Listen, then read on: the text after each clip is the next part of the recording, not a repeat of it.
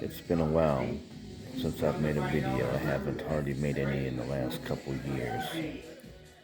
But things are going on now that you need to know about from an alternative source.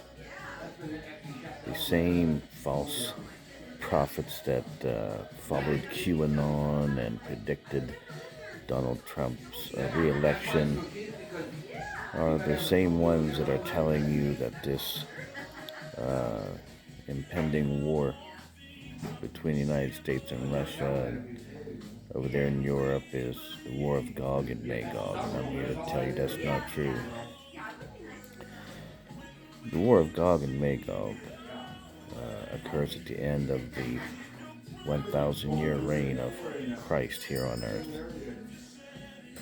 The Gog war in Ezekiel 32 is that same war. And the secret understanding that is, it talks about the time when Israel will be living safely in their land again when this happens. And Israel not living safely in their land right now. That doesn't happen until the millennial kingdom. So that's the same war of Gog that is mentioned in Revelation chapter 20. But there is another war mentioned in the Bible that fits this current scenario. It's a war where there's a nation with a very large army, and it goes to war with a very large army from many nations, a coalition of armies. And this more fits the scenario of Russia going to war with NATO. Now, in this war, according to Scripture, this nation with a large army is poised to be defeated by this multinational army. But in the end, many of the nations of that army fall into its hands.